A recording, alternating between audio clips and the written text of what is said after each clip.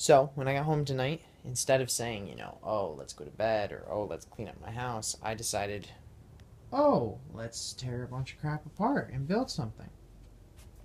Okay, I lied. I really didn't think that, but what I thought was is that my kind of quasi bathroom needs a less quasi kind of light. So I made a very quasi kind of light just to fit the bathroom.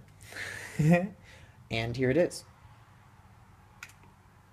It's bright as man, that thing's bright. So, old fish tank light here. Now, this is really the magic. So, originally it was going to be two of these old computer power supplies, but that didn't work for me. So, what ended up happening is I used a standard 12 volt, I think it's a 3 ampere, 6 ampere, 12 volt, 6 amp DC plug charger of some sort for some random thing I've never used it for.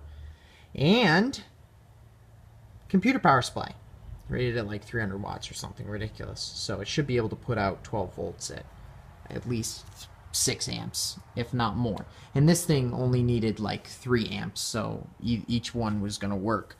So then, using a couple simple electrical properties, I basically hacked it. This up here is currently doing what's called a floating ground, which means that technically the grounded part of the case is actually running 12 volts higher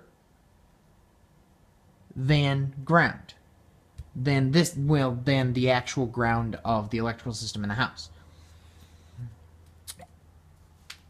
Basically what it's doing is this is inserting its 12 volt stream into the ground of this, and then the ground, or quote the ground, quote unquote, is then being plus 12 volted to create a 24 volt stream, which is then being fed through here, and then the ground is coming back out and going back through here. Amazing, huh? I don't know, I'm pretty proud of myself. It's pretty darn good. But, no, sorry. The ground is coming back through. Yes. Back through here. Right there. You see? Back through this. So, this is pumping out 12 volt stream, gets pumped through the black wires, through another 12 volt increaser, goes down through, bam, into the light, gives you your power, comes back up through, and then back through the white cable, which then goes straight back down this thing and back into the house. So technically the house sees everything from here all the way back to here as one unit, and it just runs through this and before getting to this. Then I jerry-rigged up an extension cord outlet, which has a flip toggle switch right here. Gives me my on and off. Yeah, there's a slight delay where you can see the blue lights.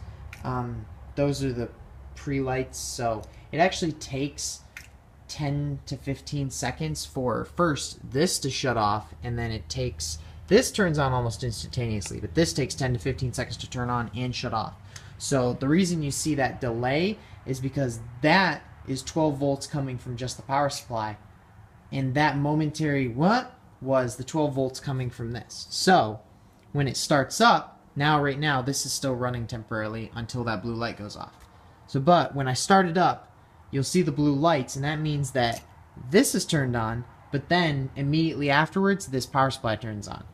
Then when you turn it off, it takes the same amount of time to start up as it does to shut down, a few seconds after. So anyway, I mean, that's my fancy doohickey contraption. I'm about to take this. This is going to be really cool.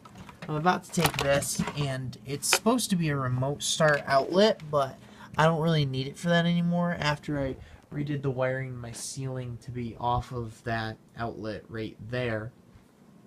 So what I'm going to do is this is the switched lead for the switched outlets, which are all of these down here. These are all switched outlets. There should be about 6 of them. No, yeah.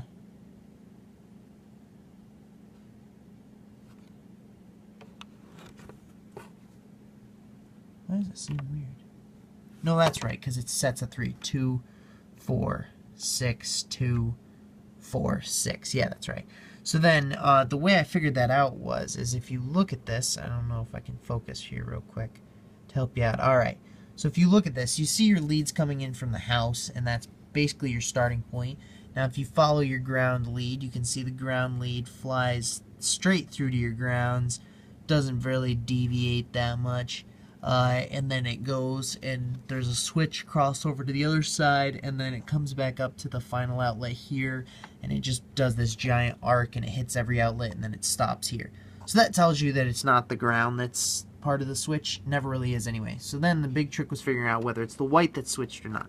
Now if you follow the white, it comes down and it comes right into here, and then it pops over to here around this wire all the way through, then to here. Then that wire goes all the way down and then comes over to here, all the way over, and then this one, it does a little T here, so it hits this outlet. Then it goes down and around all of these. Well, it goes down this wire, but then it zigs through there, and then it goes all the way through this wire, and then it comes over here and hits there. So that left me with figuring out how exactly the actual power is then distributed from the black wire. And what I figured out is there's actually a gap right here. And if you notice, this black does not have the same power source as this set does. Because this set, you know, the power is coming from here. This set, the power is coming from way over here. So what I'm going to do is I'm going to take this line right here, give it the old snipper, or I was thinking about just permanently locking it into the on position, but I haven't figured out how to do that yet.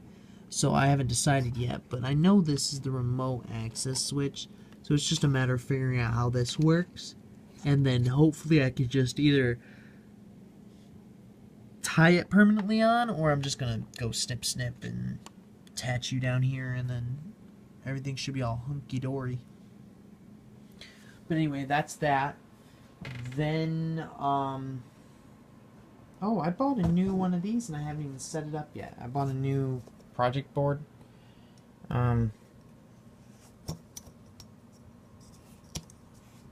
So I also have, I have the mobile screen to do up there at the top. I gotta get a dimmer to replace that light switch directly ahead. Ceiling insulation for hallway. As you can see, it's not quite done yet. There's some holes. I just got the new whiteboard and calendar board, and I may put them in one. And then I just have to do my billing. And then I have to buy a water heater and a sink. But that old monitor is down here. Perfectly good monitor, just it's all hack and slashed up, so. Okay, that's my update on what I've been doing today. Otherwise, I worked all day, and that was boring as all get up. So I thought I'd tell you something exciting I did today. Anyway, that's